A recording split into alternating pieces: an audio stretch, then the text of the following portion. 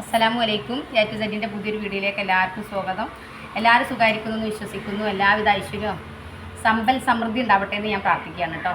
ഇന്ന് നമ്മൾ വന്നിട്ടുള്ളത് ഡബിൾ ഫ്ലെയറിൽ പിന്നെ ഗൗണിൻ്റെ കട്ടിങ് കാണിക്കാൻ വേണ്ടിയിട്ടാണ്. അപ്പോൾ സിംഗിൾ ഫ്ലെയർ നാൾ കാണിച്ചപ്പോൾ ഒരുപാട് പേര് ചോദിച്ചു ഡബിൾ ഫ്ലെയർ എങ്ങനെ ചെയ്യാമെന്ന്. അപ്പോൾ അതുകൂടെ ഒന്ന് കറക്റ്റായിട്ട് വ്യക്തമായിട്ട് പറഞ്ഞുതരാമെന്ന് വിചാരിച്ചിട്ടാണ് ഇന്ന് വന്നിട്ടുള്ളത് കേട്ടോ. അപ്പോൾ നമ്മൾ ഒരാളെ ലെങ്ത്ത് എടുക്കുക. അപ്പോൾ ലെങ്ത്ത് 45 അപ്പോൾ ഇത് 5.25 മീറ്റർ ക്ലോത്താണ്. അപ്പോൾ 6 മീറ്ററെങ്കിലും വേണം, കാരണം ഇത് നമ്മൾ അത്ര അഡ്ജസ്റ്റബിൾ ആയിട്ടാണ് ചെയ്യാൻ ഉദ്ദേശിക്കുന്നത്. അപ്പോഴേ നമുക്കിത് പാൻറ്റും ഡബിൾ ഫ്ലെയർ ടോപ്പും കൂടെ കിട്ടുള്ളൂ. അപ്പോൾ നമ്മൾ 6 മീറ്ററെങ്കിലും ക്ലോത്ത് ഉണ്ടെങ്കിൽ മാത്രമാണ് നിങ്ങൾക്ക് ഈസി ആയിട്ട് കുറച്ച് സുഖമായ രീതിയിൽ ചെയ്യാൻ കഴിയുള്ളൂ. ഇതിപ്പോൾ ഒരു അത്യാവശ്യം ഒരു ടീനേജ് അത്യാവശ്യം ആയിട്ടുള്ള ഒരാളെ ഡ്രസ്സാണ് കേട്ടോ. അപ്പോൾ നമ്മൾ ആദ്യം ചെയ്യണം എന്താണെന്ന് വെച്ചാൽ ഇവരെ ലെങ്ത്ത് എത്രയും നോക്കുകയാണ്. ഇപ്പോൾ ലെങ്ത്ത് 45 45ലേക്ക് 1.5 കൂട്ടുമ്പോൾ 46. 46.5 നിന്ന് നമ്മൾ അവരെ യോക്ക് ലെങ്ത്ത് 13.5 13.5 മൈനസ് ചെയ്യാണ് കേട്ടോ. അപ്പോൾ 45 5 + 1.5 46 മൈനസ് 13.5. അപ്പോൾ എത്ര ഉണ്ട് നോക്കുക. എത്ര ഉണ്ട്? 300യോ? കിട്ടിയത് 45 നമ്മൾ എടുക്കുക കേട്ടോ. അപ്പോൾ മൊത്തം ലെങ്ത്ത് എത്രയാണോ ആ അളവിൽ നമ്മൾ തുണി എടുക്കുക. 45 എടുത്തു.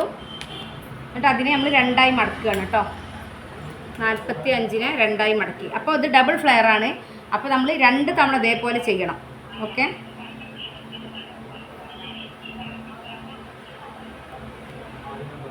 അപ്പോൾ നമ്മളിങ്ങനെ മടക്കിയിട്ട് ഫോൾഡ് ചെയ്ത ഭാഗം അങ്ങോട്ട് വരണം കേട്ടോ. ഫോൾഡ് ചെയ്ത ഭാഗം അങ്ങോട്ട് വന്നിട്ട് ഇതിനെങ്ങനെ മടക്കി കൊടുക്കുക. ഇതിനെ ഇങ്ങനെ മടക്കുക. ഓക്കെ, നമ്മൾ എത്രത്തോളം സേവ് ചെയ്ത് കട്ട് ചെയ്യാൻ പറ്റും അത്രത്തോളം നമ്മളിത് സേവ് ചെയ്തിട്ടാണ് കട്ട് ചെയ്യുന്നത്. കാരണം ഇതിൽ പാൻറ്റ് വേണം, കൈ വേണം, യോക്ക് പീസ് വേണം, ഡബിൾ ഫ്ലെയർ വേണം. ഓക്കെ, അപ്പോൾ നമ്മൾ ഷേപ്പ് റൗണ്ട് 9 9 മീൻസ് 36ന് 4 ഭാഗമാക്കുമ്പോഴാണ് 9 കിട്ടണത് അല്ലേ. അപ്പോൾ അതിനെ നമ്മൾ 8 കൊണ്ട് അരിക്കണം. 36ന് 8 കൊണ്ട് അരിക്കണം. അപ്പോൾ നമുക്ക് കിട്ടുന്നത് 4.5. ആ 4.5 എവിടെ വരുന്നത് നോക്കുക. ഇവിടെ ഇത് ഡബിൾ ആയതുകൊണ്ടാണ് 4.5 ചെയ്യണത് കേട്ടോ. 4.5 ഇവിടെ വന്നു. ഓക്കെ, എന്നിട്ട് നമ്മൾ ആ 13.5 മൈനസ് ചെയ്യണം. 13.5 മൈനസ് ചെയ്യുമ്പോൾ 45 ഒന്നും 46.5 ഇത്ര 1.5 ഇഞ്ച് തുണി താഴോട്ട് ഏറെയാണ് അല്ലേ. അപ്പോൾ നമ്മൾ ഒന്നും കൂടെ ആ തുണീനെ കൂടെ നമ്മൾ ഇതിലേക്ക് ഉൾപ്പെടുത്തുന്ന രൂപത്തിൽ മടക്കാം കേട്ടോ. കാരണം നമുക്ക് അത്രയും കറക്റ്റ് ചെയ്തെങ്കിൽ മാത്രമാണ് നമുക്കിത് 5.25 മീറ്റർ തുണിയുള്ളൂ. അപ്പോൾ പാൻറ്റും കൈയും യോക്കൊക്കെ കിട്ടുള്ളൂ. അപ്പം മാക്സിമം സേവ് ചെയ്യുക എന്നുള്ളതാണ് കേട്ടോ. അവിടെ അടിവശം മനസ്സിലാവില്ല എന്ന് ഒരുപാട് പേര് കമൻറ്റ് ചെയ്തിരുന്നു. അപ്പോൾ ഇതെന്താണെന്ന് വെച്ചാൽ നമുക്ക് മടക്കി വെച്ചിട്ട് നമ്മൾ ചെയ്യണത് ഇത് കുറച്ചുകൂടി പ്രയാസം ഉണ്ടാവും. ഇത് ക്ലോത്ത് അങ്ങനത്താണ്. അപ്പോൾ കയ്യിൽ പിടിച്ചാൽ കിട്ടൂല. അതുകൊണ്ടാണ് നമ്മൾ മടക്കി വെച്ചിട്ട് നേരത്തെ കാണിച്ചു തന്നത്. അപ്പോൾ മടക്കുന്ന രൂപതാണ്. അപ്പോൾ ഈ തുണിനെ നമ്മൾ ഇങ്ങോട്ട് മടക്കി കണ്ടോ. എന്നിട്ട് ഈ ഫോൾഡ് ചെയ്ത ഭാഗത്തോട്ട് ഇങ്ങോട്ട് ക്രോസായി മടക്കുക ചെയ്യണം കേട്ടോ. ഫോൾഡ് ചെയ്ത ഭാഗം ഇതിൻ്റെ മുകൾ ഭാഗത്തേക്ക് വരണം കേട്ടോ. ഇങ്ങനെ വരണം കേട്ടോ. അപ്പോൾ ഇത് കൂടുതൽ തുണി ഉണ്ടായതുകൊണ്ടാണ് നമുക്കൊരു കറക്റ്റായിട്ട് ഇങ്ങോട്ട് മടക്കിയിട്ട് കിട്ടാത്തത്. ഇതൊക്കെ ഒന്നിച്ചാണെന്ന് ഉറപ്പ് വരുത്തുക.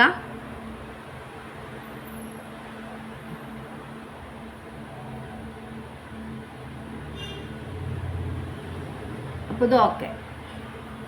ഇനി നമ്മൾ ഇതിലാണ് നമ്മൾ ഫസ്റ്റ് മാർക്ക് ചെയ്യണത് കേട്ടോ. അപ്പോൾ ഞാൻ പറഞ്ഞു 36 അവരെ shape round. Shape round means yoke നമ്മൾ യോജിപ്പിക്കുന്ന ഭാഗമാണ് 36. അപ്പോൾ അതിൻ്റെ 8 ഭാഗമാണ് നമുക്ക് കിട്ടേണ്ടത്. അപ്പോഴാണ് ഡബിൾ ഫ്ലെയർ ചെയ്യാൻ കഴിയുക. അല്ലെങ്കിൽ ഇവിടെ നമുക്ക് കൂടുതലാവും. തുമ്പൊന്നും വേണ്ട. എത്രയാണോ നമ്മൾ അളവുള്ളത് അതിൻ്റെ 8 ഭാഗം. അപ്പോൾ 4.5 9ൻ്റെ പകുതി 4.5 അല്ലേ. അപ്പോൾ 4.5 ഇവിടെ എവിടെ കിട്ടണമെന്ന് നോക്കുക. 4.5 കിട്ടിയത് ഇവിടെയാണ് കേട്ടോ. 4.5 ഇവിടെ കിട്ടി. ഈ 4.5 വരക്കുന്ന സമയത്ത് ശ്രദ്ധിക്കേണ്ട കാര്യം എന്താണെന്ന് വെച്ചാൽ ഇവിടുന്ന് ഇങ്ങോട്ട് 5.5 ആ 5.5 ഇവിടുന്ന് ഇങ്ങോട്ടും ഓക്കെ ആണെന്ന് ഉറപ്പ് വരുത്തണം കേട്ടോ. അല്ലാന്നുണ്ടെങ്കിൽ കട്ട് ചെയ്യുമ്പോൾ ചെരിഞ്ഞു പോകും. കറക്റ്റ് കട്ടിങ് കിട്ടണം എന്നുണ്ടെങ്കിൽ ഈ 2 ഭാഗം ഒരുപോലെയാണെന്ന് ഉറപ്പ് വരുത്തണം. ഈ 2 ഭാഗം ഒരുപോലെയാണെന്ന് ഉറപ്പ് വരുത്തണം കേട്ടോ. എന്നിട്ട് നമ്മൾ 13.5 ആണല്ലോ അല്ലേ നമ്മുടെ യോക്ക് ലെങ്ത്ത്. അതിന് നമ്മൾ ടാപ്പിൽ മൈനസ് ചെയ്തു കേട്ടോ. 13.5 ഇവിടുന്ന് ഇങ്ങോട്ട് മൈനസ് ചെയ്തു.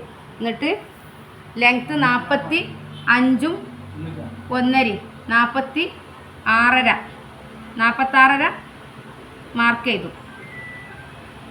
എന്നിട്ട് നമ്മൾ അതേപോലെ ഇവിടുന്ന് ഇങ്ങോട്ട് എത്രയുള്ളത് നോക്കുക. ആദ്യം നമ്മൾ ഇവിടെ 13.5 മൈനസ് ചെയ്തിട്ടാണ് ഈ 46 ഇത് ചെയ്തിട്ടുള്ളത്. ഇനി ഇവിടുന്ന് ഈ കോണിൽ നിന്ന് ഇങ്ങോട്ട് എത്രയുള്ളത് നോക്കുക, 38.5. ആ 38.5 നമ്മൾ ഇവിടെ മാർക്ക് ചെയ്യാണ് കേട്ടോ. 38.5 നമ്മൾ ഇവിടെ മാർക്ക് ചെയ്യാണ്. അപ്പോൾ നമ്മൾ അത്രയും കറക്റ്റായിട്ട് മടക്കിയതുകൊണ്ടാണ് നമുക്ക് ഇത് കണ്ടോ, ഈ തുമ്പിലാണ് നമ്മൾ എത്തിയിട്ടുള്ളത്. ഇത് കണ്ടില്ല നിങ്ങൾ. അപ്പോൾ ഇത് നമുക്ക് എത്രത്തോളം സേവ് ചെയ്യാൻ കഴിയും അത്രത്തോളം തുണി നമുക്ക് മറ്റു കാര്യങ്ങൾക്ക് ഉപയോഗപ്പെടുത്താൻ കഴിയും. അപ്പോൾ ഇത് 5.25 തുണിയുള്ളൂ, അതുകൊണ്ടാണ് നമ്മൾ ഇത്ര റിസ്ക് എടുത്തത് ചെയ്യുന്നത് കേട്ടോ. പിന്നെ നിങ്ങൾക്ക് ഇതൊന്ന് മനസ്സിലാവും ചെയ്തോളൂ, കാരണം നമുക്ക് തുണി ഇല്ലാതെ ചെയ്ത് പഠിക്കാമല്ലോ, അത് വിചാരിച്ചിട്ടാണ്. ഇനി ഇതിൽ സെൻറ്ററിൽ പിടിക്കുക കേട്ടോ. സെൻറ്ററിൽ പിടിച്ചിട്ട് സെൻറ്ററിൽ നിന്നാണ് നമ്മൾ ഷേപ്പ് കൊടുക്കുന്നത് കേട്ടോ. ഈ 38.5 ഇവിടെ അപ്പോൾ ചമർത്തല അവിടെ ഈ 39 ഇങ്ങോട്ട് പിടിക്കുക. ഓക്കെ, ഇതേപോലെ റൗണ്ട് ചെയ്യാം. ഇതിപ്പോൾ ഒരു പീസാണുള്ളത്, ഇതിൻ്റെ ഒരു പീസും കൂടെ ഇതേപോലെ തന്നെ കട്ട് ചെയ്തെടുക്കണം കേട്ടോ.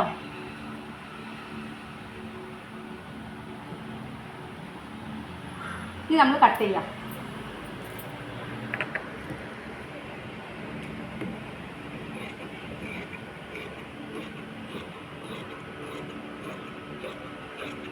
അപ്പോൾ ലെങ്ത്തിലേക്ക് നമ്മൾ 1.5 കൂട്ടി, 1.5യിൽ നിന്ന് നമ്മൾ യോക്ക് ലെങ്ത്തിനെ മൈനസ് ചെയ്തു.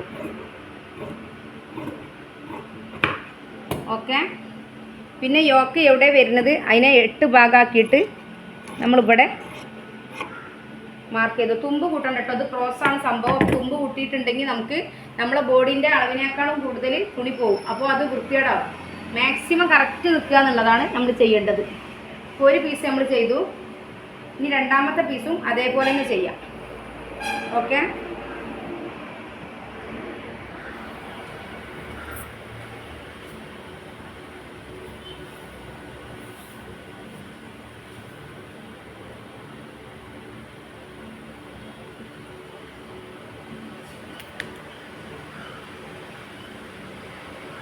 അപ്പോൾ നമ്മളെ ലെങ്ത്ത് എത്രയാണോ ഉള്ളത് അത് അച്ചയൊക്കെ എടുത്താൽ മതി. നമ്മൾ കുറച്ച് എടുക്കണം. എന്തുകൊണ്ടാണെന്ന് വെച്ചാൽ ഇപ്പോൾ 45 തുണി എടുക്കുക.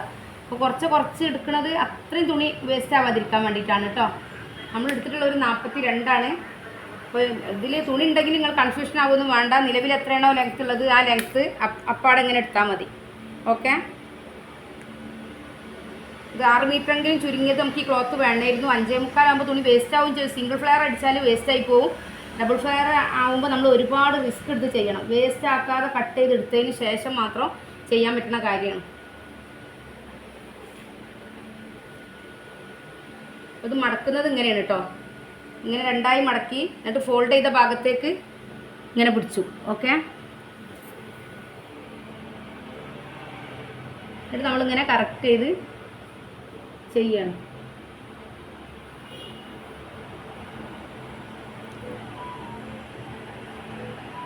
അപ്പോൾ വീഡിയോ കണ്ടിട്ട് ഇതുപോലെ ചെയ്ത് നോക്കുന്നുണ്ട്, കമൻറ്റ് ചെയ്യുക കേട്ടോ.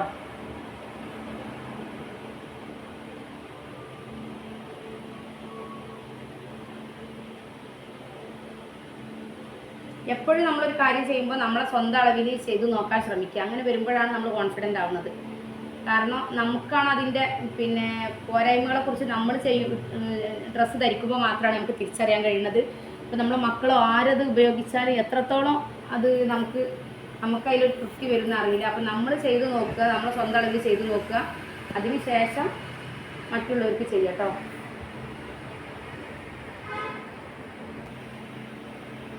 ഇനി നമ്മളിതും അതേപോലെ വെച്ച് കട്ട് ചെയ്താലും മതി. നേരത്തെ വെച്ച് കട്ട് ചെയ്ത പോലെ വെച്ച് കട്ട് ചെയ്താലും മതി, അല്ലാന്നുണ്ടെങ്കിൽ ഇതേപോലെ ചെയ്താലും മതി. ഓക്കെ, 4.5 ഇവിടെ വരുന്നത് നോക്കുക. അപ്പോൾ 4.5 വരുന്ന ഭാഗത്ത്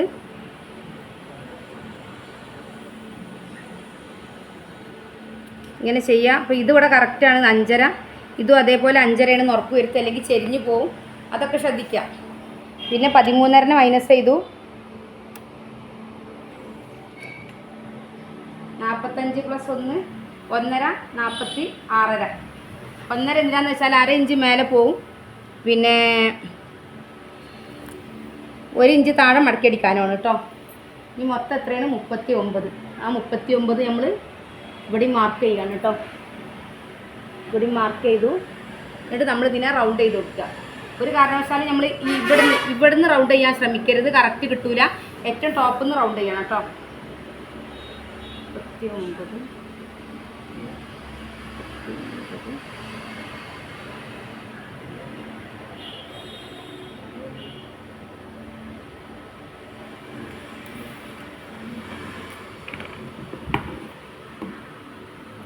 നമ്മൾ കട്ട് ചെയ്യണം.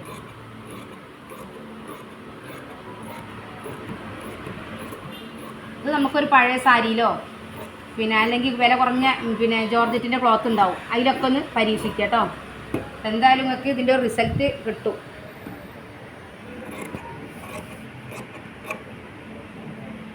നമ്മൾ 2 പീസും കട്ട് ചെയ്തെടുത്തു. ഒരു പീസാണിത്, അതേപോലെ ഒരു പീസാണ് ഇത്. ഓക്കെ, അപ്പോൾ നല്ല ഫ്ലെയർ കിട്ടും. നമ്മൾ ചെയ്യുമ്പോൾ നല്ല ഫ്ലെയർ കിട്ടും. ഇനി നമ്മൾ യോക്കും കൈ കൊടുക്കുകയാണ് കേട്ടോ. യോക്കും കൈ കൊടുക്കുകയാണ്. അപ്പോൾ എവിടെയാണോ നമുക്ക് വേസ്റ്റ് ഭാഗം വരുന്നത് അവിടെ നിന്നാണ് നമ്മൾ യോക്ക് എടുക്കാൻ ശ്രമിക്കേണ്ടി. ഇതിപ്പോൾ വേസ്റ്റ് ഭാഗമാണ് അല്ലേ. അപ്പോൾ ഇതിൽ നിന്ന് നമുക്ക് മുൻപീസ് കിട്ടാൻ നോക്കണം. മുൻപീസ് ഇതിൽ നിന്ന് കിട്ടണം.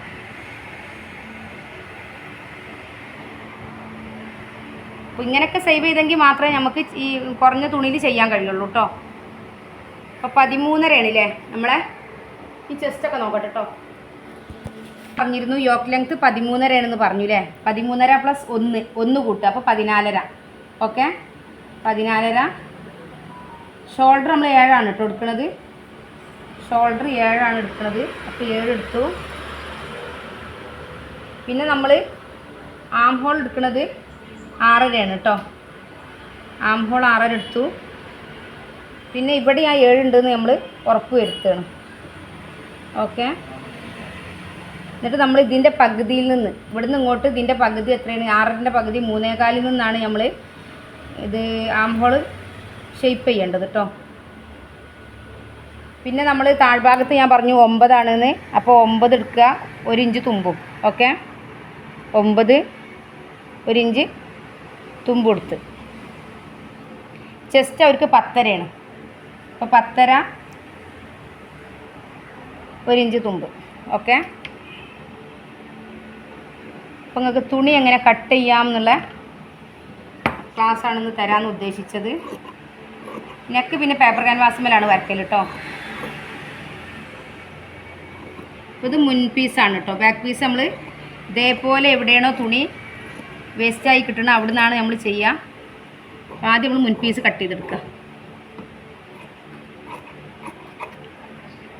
മുൻ പീസ് കട്ട് ചെയ്തു. ഇനി ബാക്ക് പീസ് നമുക്ക് ഇതിനേക്കാളും 1/2 ഇഞ്ച് കൂടുതൽ ഉണ്ടായിരിക്കണം. അപ്പോൾ അത് നോക്കാം നമ്മൾ കേട്ടോ.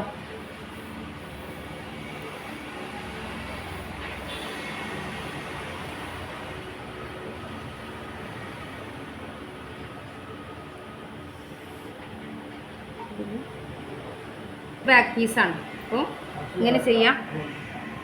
എന്നിട്ട് ഇതിങ്ങനെ ചെയ്യാം കേട്ടോ. ഇങ്ങനെ ചെയ്യാം. ഇവിടെ 1/2 ഇഞ്ച് വിടുക കേട്ടോ. ബാക്ക് പീസിൽ ഇങ്ങനെ 1/2 ഇഞ്ച് വിട്ടിട്ടാണ് ചെയ്യേണ്ടത്. ഇത് ഇതേപോലെ ചെയ്യാം. എന്നിട്ട് നമ്മൾ ഇവിടെ ഇങ്ങനെ കറക്റ്റായിട്ട് ഇതിങ്ങനെ കട്ട് ചെയ്യാം. അപ്പോൾ എവിടെയാണോ തുണി കിട്ടിയത്, ബാക്ക് ഓപ്പൺ അല്ലേ, ബാക്കിൽ സിബ് വെക്കുകയാണല്ലോ നമ്മൾ ചെയ്യണത്. അപ്പോൾ അതുകൊണ്ടാണിത് എവിടുന്നാണ് നമുക്ക് കിട്ടിയെന്ന് എത്രത്തോളം കുറഞ്ഞ് കിട്ടുന്ന ഭാഗം എവിടെയാണ് നമുക്ക് മറ്റു തുണിക്ക് ഇനി കൈ മാത്രമേ തുണി എടുക്കാനുള്ളൂ, അല്ലെങ്കിൽ പിന്നെ പാൻറ്റിന് ക്ലോത്ത് തികയാതെ വരും. അതേപോലെ ഇതും ചെയ്യാം കേട്ടോ. അതേപോലെ ഇതും ചെയ്യാം. ഇത് നമുക്ക് ഒരു പീസും കൂടെ കട്ട് ചെയ്തെടുക്കുക. അപ്പോൾ ഇതേപോലെ നമ്മൾ ചെയ്യുമ്പോൾ തീർച്ചയായിട്ടും നിങ്ങൾക്ക് എന്തായാലും നല്ലൊരു റിസൾട്ട് ഉണ്ടാവും.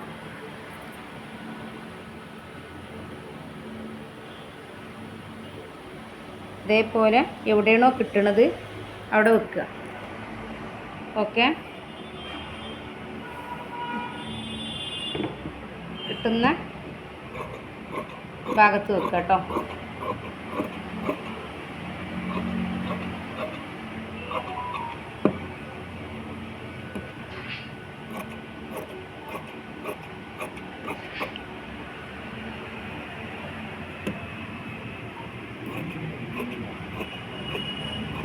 അപ്പോൾ നമ്മൾ ആം ഹോൾ കട്ട് ചെയ്തു.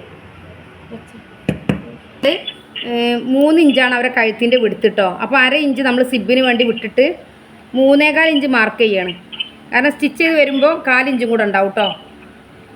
പിന്നെ താഴോട്ട് നമ്മൾ 3.5 ഇഞ്ചിനെ മാർക്ക് ചെയ്യാണ് കേട്ടോ. താഴോട്ട് നമ്മൾ 3.5 ഇഞ്ച് മാർക്ക് ചെയ്തു. ഇവിടുന്ന് ഇങ്ങോട്ട് 3.25 ഇഞ്ച് മാർക്ക് ചെയ്തു. എന്നിട്ട് നമ്മളിതൊന്ന് ഷേപ്പ് ചെയ്യണം. ഓക്കെ,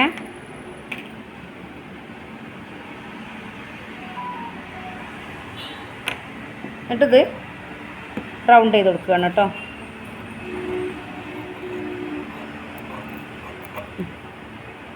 ഓക്കെ, ഇനി നമ്മൾ കൈയാണ് എടുക്കുന്നത്. ഇപ്പോൾ നമ്മൾ ഫ്രണ്ട് പോർഷൻ കൊടുത്ത് ബാക്ക് പോർഷൻ കൊടുത്ത് അല്ലേ. ഫ്രണ്ട് പോർഷൻ ഇതാണ്, ഇത് ബാക്ക് പോർഷനാണ് കേട്ടോ. ഇനി നമ്മൾ കൈയാണ് എടുക്കുന്നത്. കൈ എടുത്തതിന് ശേഷം ബാക്കി കൊണ്ടാണ് നമ്മൾ പാൻറ്റ് ചെയ്യാൻ ഉദ്ദേശിക്കുന്നത്. എന്നാലും മാഷാ അല്ലാ അത്യാവശ്യം തുണിയുണ്ട് കണ്ടോ. അപ്പോൾ നമ്മൾ ഇത്രയും കറക്റ്റായിട്ട് കട്ട് ചെയ്യുന്നത് കൊണ്ടാണ് നമുക്ക് ഇങ്ങനെ തുണി കിട്ടണത്, അല്ലെങ്കിൽ കിട്ടൂല കേട്ടോ. കൈക്ക് നമ്മൾ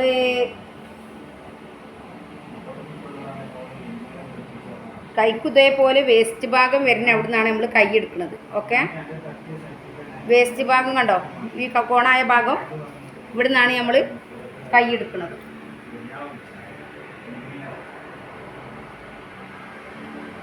ഇങ്ങോട്ട് മടക്കുക കേട്ടോ. ആദ്യം നമ്മൾ ഈ വേസ്റ്റ് പീസ് ഒന്ന് കട്ട് ചെയ്ത് ഒഴിവാക്കുക. കാരണം വെയിറ്റ് കൊണ്ട് നമുക്ക് കിട്ടില്ല.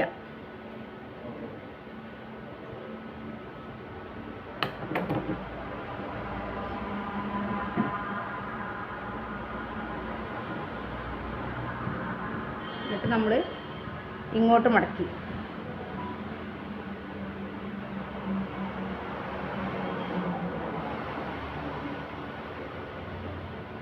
ഇങ്ങോട്ട് മടക്കിയിട്ട് ലെങ്ത്ത് കൈക്ക് എത്രയും നോക്കുക കേട്ടോ. കൈ ആം ലെങ്ത്ത് നോക്കട്ടെ. സ്ലീവിൻ്റെ ലെങ്ത്ത് 21.5 അപ്പോൾ 21.5 + 1 ലൈനിങ് ഇടേണ്ടി വരും. അപ്പോൾ 22.5 വേണം. അപ്പോൾ നമുക്ക് ഈ തുണിനെ അങ്ങോട്ട് മാറ്റി വെക്കാം. ഇത് 22.5 കിട്ടും കേട്ടോ. അപ്പോൾ 22.5 കിട്ടുമ്പോൾ ആദ്യം ഇതിൽ കൈ വെട്ടുക. 22.5 നമ്മൾ ഇതിൽ കിട്ടുന്നുണ്ടോ നോക്കട്ടോ.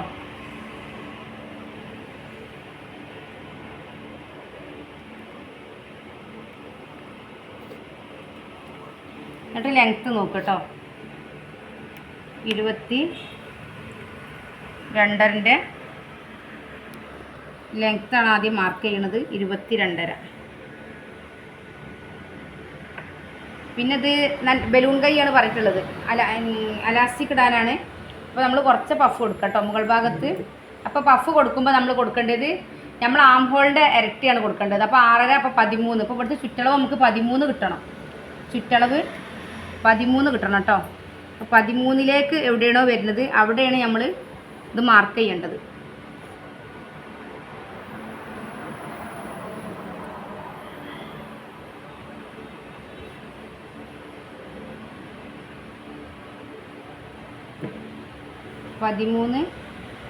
എവിടെ വരുന്നത് നോക്കുക.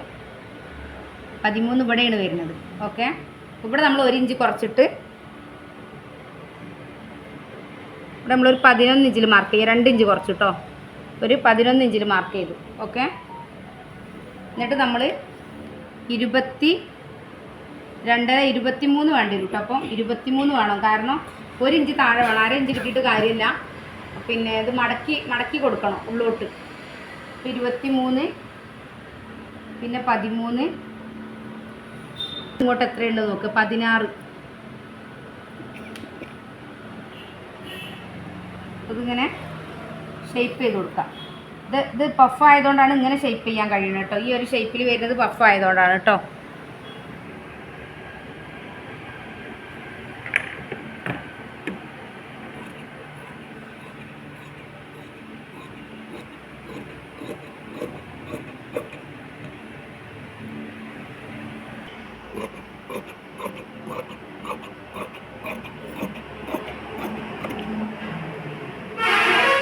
ഓക്കെ, അതേപോലെ നമുക്ക്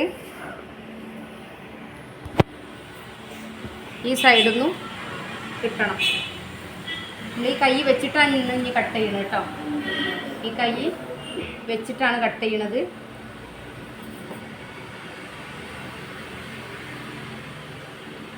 അപ്പോൾ എവിടെയാണോ കൈ വന്നത് അവിടെ നമ്മൾ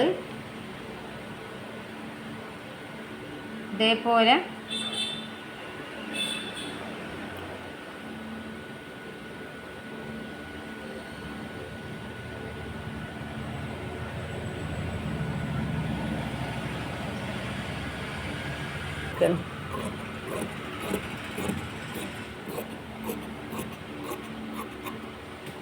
ഓക്കെ, അതേപോലെ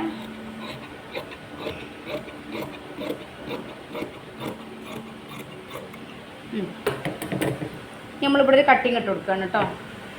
ഇവിടെ ഒരു കട്ടിങ് ഇട്ട് കൊടുത്തു. ഇനി നമ്മൾ പാൻറ്റാണ്. ഇതിൽ നിന്ന് നമുക്ക് അവർക്ക് പാൻറ്റ് കിട്ടണം. നമ്മൾ ഇങ്ങനെയാണ് മടക്കുന്നത്. ഇങ്ങനെ മടക്കിയിട്ട് വീണ്ടും നമ്മൾ 4 മടക്കുകയാണ് കേട്ടോ. വീണ്ടും 4 മടക്കി.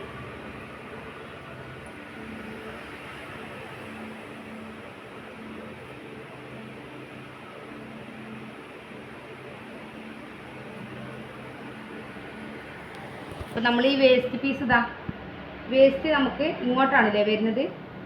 അപ്പോൾ ഇത് രണ്ടും കറക്റ്റ് ചെയ്യാം. കാരണം നമുക്ക് ഷേപ്പ് ഇത് ക്രോച്ചേരിയ വരെ വീതി കിട്ടിയാൽ മതി. ക്രോച്ചേരിയ കഴിഞ്ഞാൽ താഴ്ഭാഗത്തേക്ക് അത്ര വീതി വേണ്ട. നോർമൽ പാൻറ്റാണ്, എന്നാലും നമുക്ക് താഴ്ഭാഗത്തേക്ക് അത്ര വീതി വേണ്ട. അപ്പോൾ ഈ വേസ്റ്റ് വരുന്ന ഭാഗം മുകൾ ഭാഗത്തേക്ക് വരണം കേട്ടോ.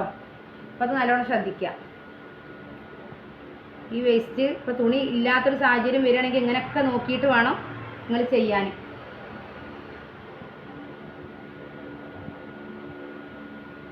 നമ്മൾ താഴ്ഭാഗത്തേക്ക് നോക്കട്ടോ. ഒരു 1/4 മീറ്റർ ഞാൻ പറഞ്ഞു, 6 മീറ്റർ വേണം, 5.25 പോരാ നിങ്ങളടുത്ത് പറഞ്ഞിരുന്നു. പിന്നെ നമ്മൾ അത്രയും സേവ് ചെയ്ത് കട്ട് ചെയ്യുന്നതുകൊണ്ടാണ് ഇത് നമുക്ക് കിട്ടണമെന്നും പറഞ്ഞിരുന്നു അല്ലേ. അപ്പോൾ ആ ഒരു 1/4 മീറ്ററിൻ്റെ കുറവ് ഞാൻ എവിടെ വന്നു എന്ന് ഞാൻ കാണിക്കാം നിങ്ങൾക്ക് കേട്ടോ. ഈ ഒരു ഭാഗത്ത് ആ 1/4 മീറ്റർ കുറവാണ്. ഈ ആ 1/4 മീറ്റർ തുണി ഇത്ര ഉണ്ടായിരുന്നെങ്കിൽ ഇത് സിമ്പിളായേനെ. ഇപ്പോഴും ഇത് സിമ്പിൾ തന്നെയാണ്, പക്ഷേ അപ്പോൾ ഒന്നുകൂടെ നമുക്ക് ഈസി ആയി.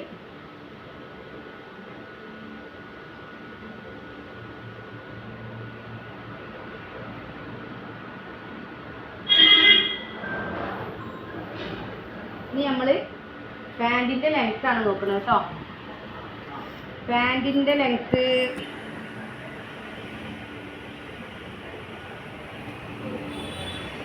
36 അല്ലേ. ഇപ്പോൾ 36ലേക്ക് നമ്മൾ 4 കൂട്ടുകയാണ് കേട്ടോ. അപ്പോൾ 4 കൂട്ടുമ്പോൾ 40 അല്ലേ. 40 മാർക്ക് ചെയ്തു കേട്ടോ. 36ലേക്ക് നമ്മൾ 4 കൂട്ടിയപ്പോൾ 40 മാർക്ക് ചെയ്തു. പിന്നെ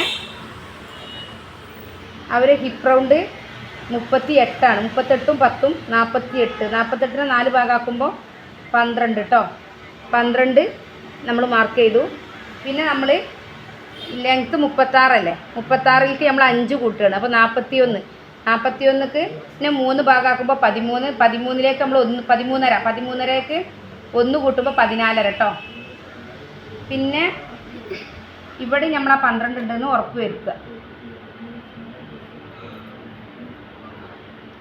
ഇവിടുന്ന് ഇങ്ങോട്ട് 3 ഇഞ്ച് എക്സ്ട്രാ കൊടുക്കുകയാണ് കേട്ടോ, പാൻറ്റിന് ഷേപ്പിന് വേണ്ടിയിട്ട്. പിന്നെ നോർമൽ പാൻറ്റ് ആയതുകൊണ്ട് തന്നെ നമ്മൾ താഴ്ഭാഗത്ത് 8 ഇഞ്ചാണ്, 7 ഇഞ്ച് എടുക്കാം കേട്ടോ. 7 ഇഞ്ച് എടുത്തു.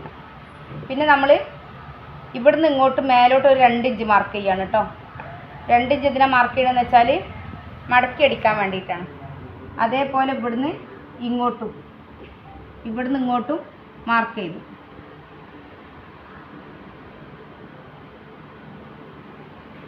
അതേപോലെ ഇവിടുന്ന് ഇങ്ങോട്ട് നമ്മൾ ഷേപ്പ് ചെയ്ത് കൊടുക്കുകയാണ്. ഓക്കെ, ഇപ്പോൾ പാൻ്റായി അല്ലേ? അപ്പോൾ നമുക്ക് പാൻ്റായി, കൈയായി, ടോപ്പായി, ഇത് യോക്കായി, അതേപോലെ സ്കേർട്ടായി.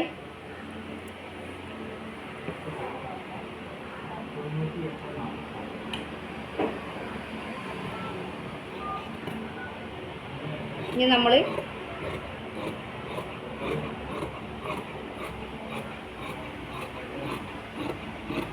ഇത് കട്ട് ചെയ്തു. ഓക്കെ,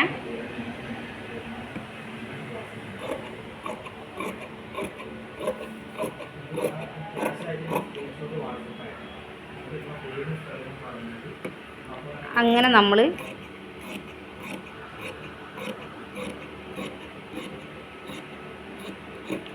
ഓക്കെ ഇത് ചെയ്തു. ഇനി ലൈനിങ് ആണ് കേട്ടോ. ലൈനിങ് നമ്മൾ ടോപ്പിനും പാൻറ്റിനും, ആവശ്യത്തിനോട് കൈക്ക് ലൈനിങ് ആണോ വെച്ചാൽ തുണി ഉണ്ട്. അപ്പോൾ നമ്മൾ ലെങ്ത്ത് എത്രയാണോ, നിങ്ങൾ കൺഫ്യൂഷൻ ആവാതിരിക്കാൻ വേണ്ടി പറയണേ, ലെങ്ത്ത് എത്രയാണോ അതിനെ 2ആയി മടക്കിയാൽ മതി കേട്ടോ. ഒരാളെ ലെങ്ത്ത് 45 ആണെങ്കിൽ ആ 45ലേക്ക് നമ്മൾ 1.5 കൂട്ടുമല്ലോ അല്ലേ? 1.5 കൂട്ടിയിട്ട് 46. അപ്പോൾ ഇത് 1.5 ഒന്നും കൂട്ടാതെ നമ്മൾ മടക്കാം, നമുക്ക് ഇതിൽ വേസ്റ്റ് കിട്ടും. അപ്പോൾ ലെങ്ത്ത് എത്രയാണോ അത് അച്ചേക്ക് മടക്കുക കേട്ടോ. അപ്പോൾ അതേപോലെ മടക്കുക. അപ്പോൾ അതേപോലെ മടക്കിയതാണിത് കേട്ടോ, കണ്ടോ? എന്നിട്ട് നമ്മൾ ഇതേപോലെ വെച്ചു. ഇത് നമ്മൾ നേരത്തെ കട്ട് ചെയ്ത പീസില്ലേ, നേരത്തെ കട്ട് ചെയ്ത പീസ് ഇതിൻ്റെ മേലെ വെക്കുക. ഓക്കെ, മേലെ വെച്ചിട്ട്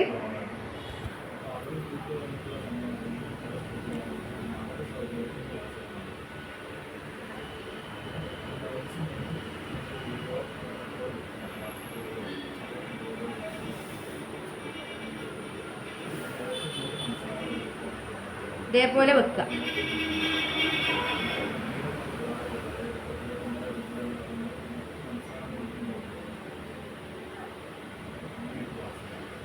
ഉണ്ടോ? ഇതേപോലെ കറക്റ്റായിട്ട് ഇവിടെ വെക്കുക. അതേപോലെ നമ്മൾ ഇവിടെയും കറക്റ്റ് ചെയ്ത് വെക്കുക. എന്നിട്ട് ഒരു 2 ഇഞ്ച് മേലോട്ട് വെക്കുക ആദ്യം കേട്ടോ. ഒരു 2 ഇഞ്ച് മേലോട്ട് വെക്കുക. നമ്മളിത് കട്ട് ചെയ്യാം കേട്ടോ. അപ്പോൾ എപ്പോൾ ചെയ്യുമ്പോഴും നമ്മൾ ഡബിൾ ഫ്ലെയർ ചെയ്യുമ്പോൾ നമുക്ക് പീസ് യോജിപ്പിക്കേണ്ട, അല്ലെങ്കിൽ താഴ്ഭാഗത്തൊരു പീസൊക്കെ യോജിപ്പിച്ച് അങ്ങനെയൊക്കെ ചെയ്യാൻ കഴിയുള്ളൂ. അപ്പോൾ ഇത് പീസ് യോജിപ്പിക്കാതെ കിട്ടിയത് 60 ഇഞ്ച് വീതിയുള്ള തുണി ആയതുകൊണ്ടായിരിക്കും. 60 ഇഞ്ച് വീതിയുള്ള തുണിയാകുമ്പോൾ പീസ് യോജിപ്പിക്കണ്ട. ഇതൊന്ന് കറക്റ്റ് ചെയ്യാം, ഇങ്ങോട്ട് താഴോട്ട് കേട്ടോ. ഇത് കറക്റ്റ് ചെയ്യാം.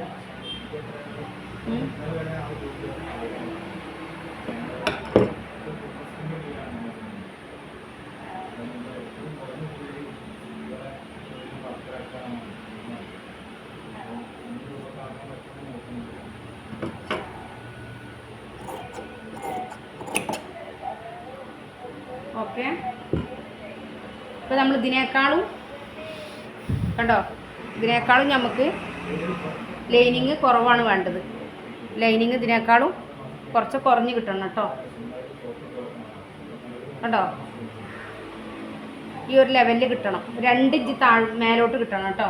അപ്പോൾ അങ്ങനെ വെച്ചിട്ട് 2 ഇഞ്ച് മേലോട്ട് വന്നില്ല എന്നുണ്ടെങ്കിൽ ഇത്തിരിയും കൂടെ കട്ട് ചെയ്ത് കൊടുക്കാം. ഓക്കെ, ഇനി നമുക്ക് യോക്കിൻ്റെ പീസാണ് ചെയ്യുന്നത് കേട്ടോ. യോക്ക് പീസ്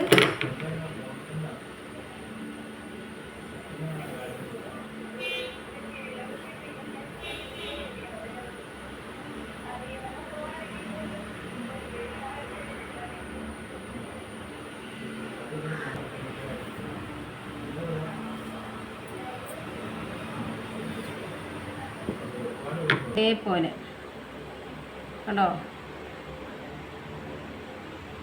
ഇതേപോലെ വെക്കുക, കറക്റ്റ് ചെയ്യുക.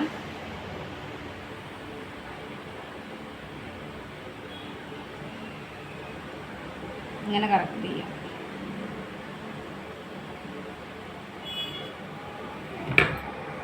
ലൈനിങ് എപ്പോഴും ഇത്തിരി കൂടുതൽ എടുക്കുകയായിരിക്കും നല്ലത് കേട്ടോ. ചിലപ്പോൾ നമുക്ക് കറക്റ്റായിട്ടത് കട്ട് ചെയ്യാനും സ്റ്റിച്ച് ചെയ്യാനും പ്രയാസം ഉണ്ടാക്കുകയാണെങ്കിൽ ലൈനിങ് ഇത്തിരി കൂടുതൽ എടുത്തിട്ട് കുഴപ്പമൊന്നുമില്ല. ഇത് നമ്മളൊന്ന് ഡിസ്റ്റൻസ് ഇട്ട് വെട്ടുകയാണ് കേട്ടോ. അങ്ങനെ ഇതാക്കി കൊടുത്തു.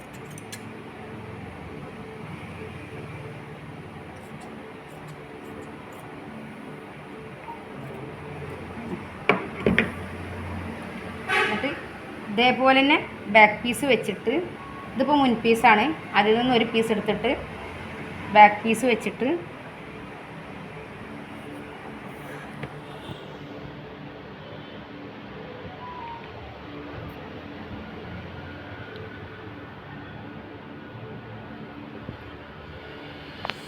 കട്ട് ചെയ്യാം. ഇത് സിബ് വെക്കാനും സൗകര്യത്തിന് വേണ്ടിയിട്ടാണ് കേട്ടോ നമ്മൾ കറക്റ്റായിട്ട് ഇങ്ങനെ കട്ട് ചെയ്തെടുക്കുന്നത്.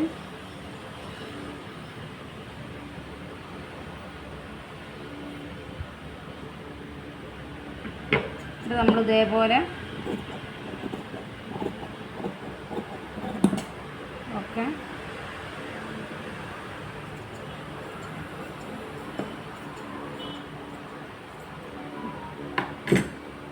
അപ്പോൾ ബാക്ക് പീസായി, മുൻ പീസായി, പിന്നെ കൈയായി, അതേപോലെ പാൻറ്റായി, സ്കേർട്ട് പാർട്ടായി, എല്ലാം ആയി അല്ലേ.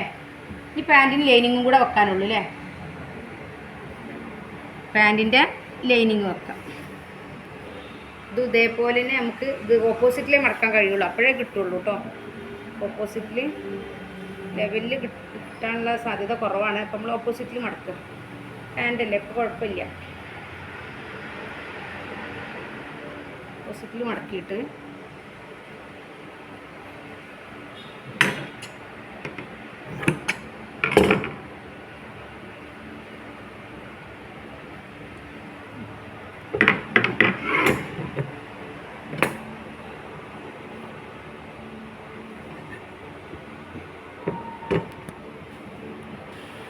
ഇതേപോലെ തന്നെ കട്ട് ചെയ്തെടുക്കുക കേട്ടോ. ഇതേപോലെ കട്ട് ചെയ്തെടുക്കുക.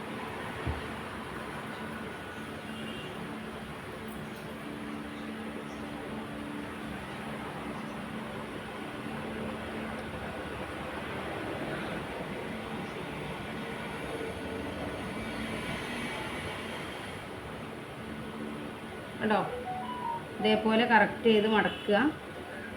എന്നിട്ട് കട്ട് ചെയ്തെടുക്കുക.